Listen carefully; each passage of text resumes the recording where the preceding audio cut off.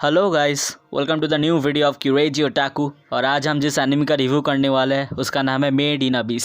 Enemy 2017 में release हुआ था। इस एनिमी के ऑथर है अकीहितो सुकुशी या फिर जो भी इसका नाम है। इस एनिमी को किनेमा साइट्रस स्टूडियो ने एनिमेट किया है, जिन्होंने the rise of shield hero enemy को भी एनिमेट किया था।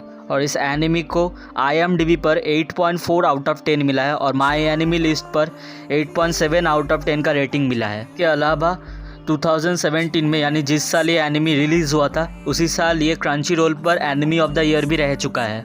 ये एनिमी एडवेंचर, डार्क फैंटेसी और साईफाई जॉनरा में आता है। इस एनिमी का फर्स्ट सीज़न जो कि 2017 में रिलीज़ हुआ था, उसके कुल मिला के 13 एपिसोड्स है। और इसके अलावा इसका एक मूवी भी है जो कि 2020 में रिलीज़ हुआ था, जिसका नाम है made in abyss dawn of the deep soul.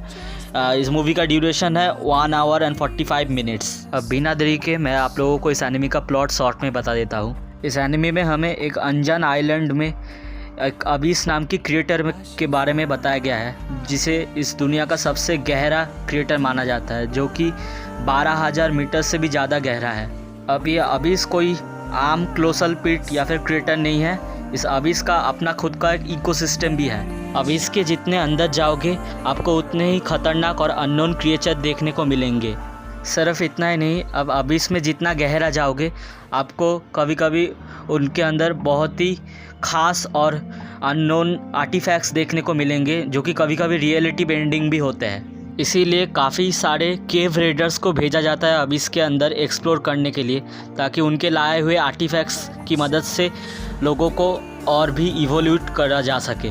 और अबिस को first layer, second layer, third layer, fourth और फिफ्थ ऐसे लेयर्स में डिवाइड किया गया है।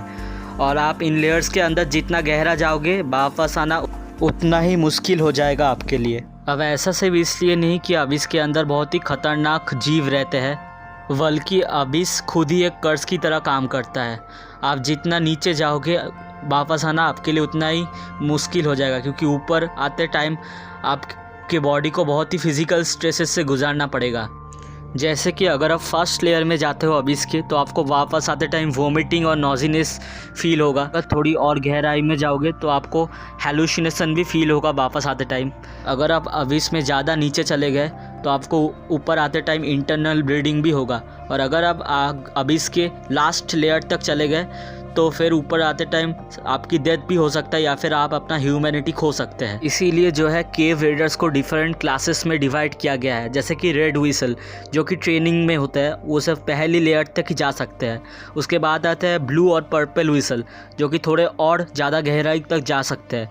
उसके बाद आते हैं ब्लैक व्हिसल जो कि बहुत ज़्यादा गहराई तक जा सकते हैं। और आखिर में आता है वाइट व्हिसल जो कि बिल्कुल अंत तक अबिस के जा सकते हैं और वापस भी आ सकते हैं। स्टोरी शुरू होता है रिको नाम की एक लड़की के अराउंड, जो कि एक केव रेडर होता है और वो अपनी ट्रेनिंग पीरियड में होता है, यानी वो एक रेड व्हिसल है और वो अपनी ट्रेनिंग कर रहा होता है। तब उसे एक अननोन क्रिएचर ने अटैक किया होता है। उसे अबिस के खतरनाक क्रिएचर ने अटैक कर दिया होता है और तब उसे बचाता है एक रोबोट जैसा दिखने वाला लड़का। अब वो लड़का अपनी सारी मेमोरीज को खो चुका था, उसको कहाँ से आया है, उसका नाम क्या है।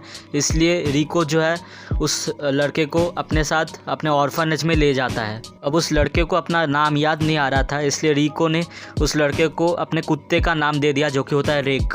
अब एक दिन अबिस के अंदर से एक लाइजा नाम की वाइट व्हिसल का सामान मिलता है और लाइजा और कोई नहीं रिको का ही मॉम होता है, क्योंकि अबिस के अंदर केव रेडिंग करने के लिए 10 साल पहले गया होता है और अब तक वापस नहीं आया होता है। अब लाइजा की चीज़ें मिलने का सीधा सा मतलब तो यही बनता है ना कि लाइजा शायद अब नहीं रहा। इन लाइजा की सामान के साथ साथ उसके रिको के लिए लिखी गई हुई एक लेटर भी मिलता है, जिस लेटर में लिखा गया होता है I will be waiting for you at the bottom of the nether. इसका मतलब यह है कि मैं नर्क की गहराइयों में तुम्हारा इंतज़ार करूँगा। जिसे पढ़कर रिको को एक स्लाइट हिंट मिलता है कि उसकी मॉम उसके लिए अबिस के गहराइयों में इंतज़ार कर रहा है। और फिर रिको डिसाइड करता है कि वो अपने मॉम को मिलने अबिस की गहराइयों में जाएगा। उसकी इस एडवेंचर में रेक भी उसका साथ देता है, क्योंकि रेक सोचता है कि वो कौन है, उसको किसने बनाया है या फिर उसका असली आइडेंटिटी ये सब अबिस की गहराइयों में ही मिलेगा। फिर वो अपने एडवेंचर पर निकल जाता है और वो अबिस के अंदर जितना गहरा जाता है स्टोरी उतना ही डार्क होते जाता है। और फिर आगे क्या होता है वो जानने के लिए तो आपको एनिमी देखना पड़ेगा। कैरेक्टर्स की बात करूँ तो इस एनिमी का मेन कैरेक्टर है रिको, जो कि इसका मेन प्रोटोगनिस्ट है और ये एक रेड व्हिसल है। फिर इसका सेकेंड मेन प्रोटोगनिस्ट है रेग, जो कि एक आधा ह्यूमन आधा रोबोट है। लाइजा, जो कि रिको का मॉम और एक वाइट व्हिसल होता है। मैं सपोर्टिंग कैरेक्टर्स की बात करूँ तो आता है नानाची, जो क्यूट होने के साथ साथ एक ऐसा कैरेक्टर है जिससे आप इमोशनली सबसे ज़्यादा कनेक्ट हो पाओगे। देख सकते हैं दोस्तों, ये काफ़ी बढ़िया एनिमे है, आप चाहे तो इसे ज़रूर ट्राई कीजिए। आज के लिए इतना ही। अगर मेरा वीडियो पसंद आया तो इसे लाइक और शेयर कर दीजिए। मेरा काम पसंद आ रहा है तो चैनल को प्लीज़ सब्सक्राइब कर दीजिएगा। कुछ गलती हुई हो या फिर आप चाहते हैं मैं आपकी पसंद का एनिमी का रिव्यू बनाऊँ तो फिर कमेंट में ज़रूर बताना। तो फिर meet in the next video and till then sayonara.